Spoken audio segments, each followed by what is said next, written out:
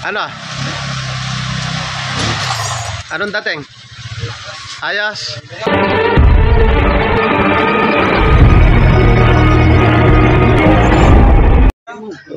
So yung mga padreng, dayo from Balanga, Bataan. So palyado yung kanyang motor. Nakapat na daw ng mekaniko, nagpalit na ng TPS, lininis yung throttle body. Palyado pa rin. Ngayon, syempre, doon muna tayo sa basic. Nakita ko, ayan o, yung spark plug niya, palitin na. Ngayon, itry nating start. Ang issue nito, palyado at walang minor, madalas namamatay. Ayan o. Maganda na yung kanyang minor dahil sa kanyang spark plug, pero meron pa ring mali dahil nga namamatay. So, napansin ko rito yung kanyang pinaka air screw. Linagyan na lang ng bulkasil, pinix nila. So ang adjustment nito ay 2 1/4. So ayusin na muna natin dito. Try natin kung malalagyan natin ng minor. So dapat hindi muna tayo nagagalaw. Kasi nga nung una okay naman daw. Wala lang minor, papalya-palya. Nagpalit na sila agad ng TPS. Yung spark plug di nila tinatanggal dahil nga hindi daw nila matanggal, mahirap daw tanggalin. So yan, tinanggal natin, napakadali lang.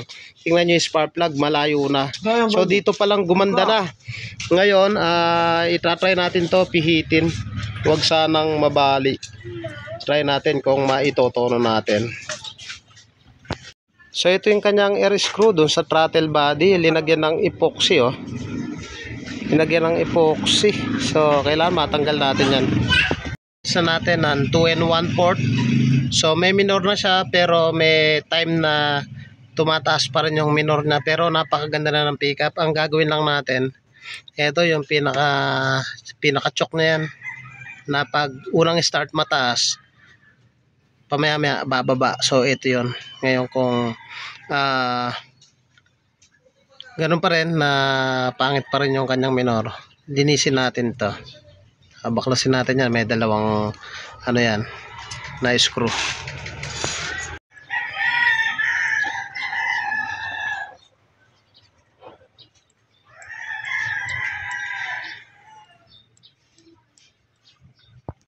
So ito yung luma niyang TPS. So chinek naman namin dito, okay naman siya, pero parang tumataas pa rin minor. Tatry natin uli yung luma niyang TPS. So yung mga padreng, okay naman yun dito. Yung pinaka choke nya, yung TPS na original, binalik natin. Tapos 2 1/4. In-standard uli natin to. Ngayon, pag gumagalaw tayo ng throttle body, dahil ginalaw nga daw itong throttle body, nagpalit ng TPS, napaka-importante na dapat mag-reset tayo ng ECU. Hanapin lang natin yung brown tsaka yung green na may black. Suotan lang natin ng wire. Naka-off yung ating susi. Sige, suotan mo. Orange tsaka ito. Yung ayan, yung brown tsaka green. Ayan, sa harap lang ito, dalawa. Suotan mo lang yan. Ayan, dapat i-reset natin. Dapat ninipisan mo papasok ba? Nipisan mo muna. Ayan, green tsaka brown. Pakasaksak mo. Reset ECU. Dayo from Balanga, Bataan. Ayan, patingin. Double check natin. Double check natin. Green tsaka brown. So, ganito lang gawin nyo. Naka-off yung susi. 5 seconds. 1001, 1002, 1003, 1004, 1005. Paki-on mo yung susi. Dapat yan, blink po yan. Ayun nag-blink isa pang blink. Ayan. Ngayon, gawin natin, bitaw na natin to. Pagka bitaw, patay. Hugutin mo na yun. Ayan, ganun lang. Ngayon, ang gawin natin, susi natin. Ayan, ganyan. Ayan, gawin natin.